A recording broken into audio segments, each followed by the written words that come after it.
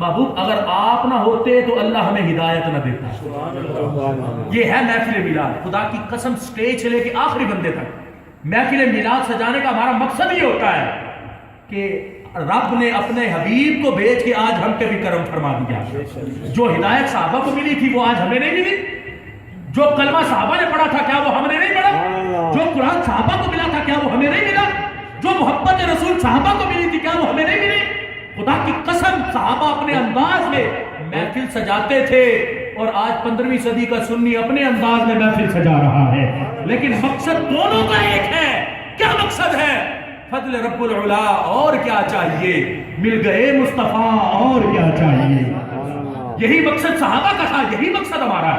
عامر بن عقبہ کہتے ہیں محبوب اگر آپ نہ ہوتے تو اللہ ہمیں ہدایت نہ دیتا. ہمیں نماز کا پتہ نہ ہوتا, ہمیں روزے کا پتہ نہ ہوتا, ہمیں صدقے کا پتہ نہ ہوتا. یہ تو آپ آئے ہو, اللہ نے ہمیں ہدایت عطا فرمائی.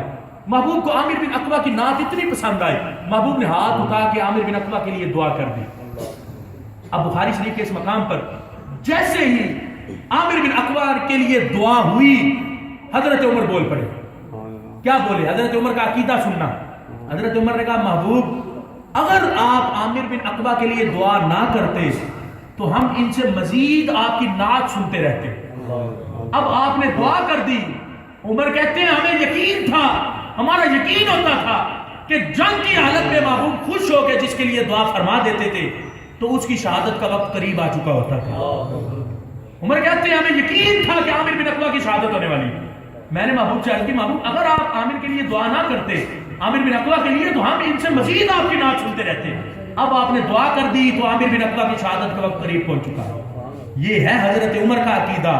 اور خدا کی قسم یہی عقیدہ رب نے آج اہل سنت کو بھی عطا فرما دیا. پھر محبت کا انداز دیکھو. امام غزالی لکھتے ہیں مجنو کے بارے میں, کہتے ہیں مجنو دیار لیلا سے کتنی محبت کرتا تھا. دنیا دار بندہ تھا مجنو, دنیا کی لیلا سے محبت کرتا تھا.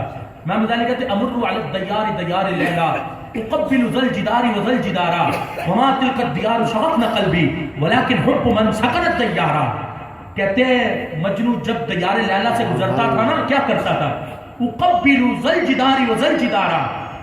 مجنو اس دیار کی ہر دیوار کو بوسہ دیا کرتا تھا.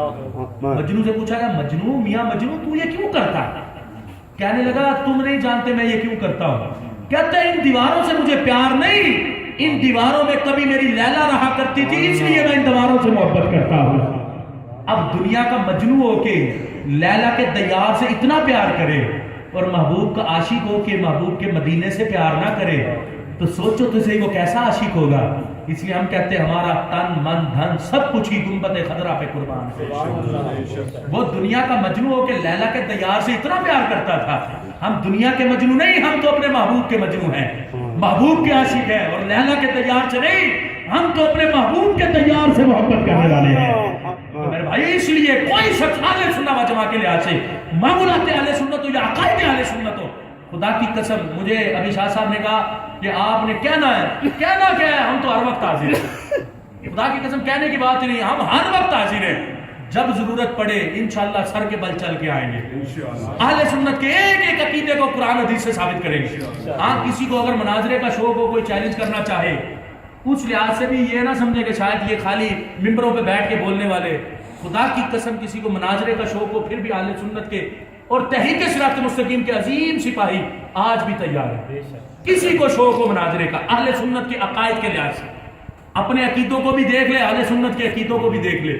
خدا کی قسم پتہ چل جائے گا. ہم نے نبی کی شان میں گستاخی نہیں کی, ان لوگوں نے گستاخیاں کی ہیں. ہمارے بڑے نے تو ہمیں محبت رسول سکھائی ہے اور اسی محبت رسول کا درس آپ لوگوں کو دے کر جا رہا ہوں. اگر ان کا مجمع ہوتا تو پتہ نہیں کتنی نازیبہ گفتگو ہو چکی ہوتی. میں نام نہیں لینا چاہتا, گالیاں نہیں دینا چاہتا, ان کی کتابوں کے نام نہیں لینا چاہتا, ورنہ میرے قائد کے فضل سے مجھے سارے یاد ہیں. ابھی لے سکتا ہوں, سب کی گستاخیاں بھی گنوا سکتا ہوں, لیکن بتانا چاہتا ہوں کہ ہوش کے ناخن لو, شرم کرو. ہم پردہ چاک نہ کریں, اس سے پہلے خاموش ہو جاؤ. ہم بتانا چاہتے ہیں میرے سنی بھائیوں, بیدار ہو کے زندگی گزارو. خدا کی قسم اہل سنت کا کوئی عقیدہ ہو, نہ قرآن کے مخالف ہوگا, نہ حدیث کے مخالف ہوگا, نہ کسی صحابی کے قول کے مخالف ہوگا.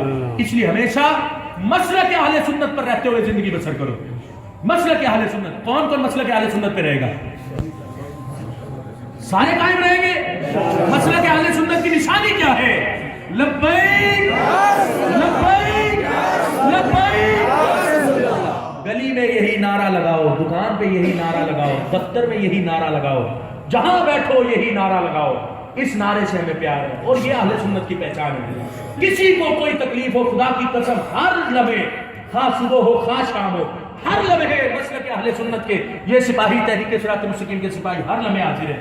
انشاءاللہ شاہ صاحب کی قیادت میں جو شاہ صاحب ہمیں حکم دیں گے انشاءاللہ ہم کرنے کو تیار ہیں. اور یہ نہ سمجھنا کہ ہمیں اپنی جانوں کی پرواہ نہیں, ان جانوں کی ہمیں پرواہ نہیں. ان کا سودا گنبد خضرا کے مکین سے ہم کر چکے ہیں, ان کا سودا ہو چکا ہے, ان جانوں کی ہمیں پرواہ نہیں. کوئی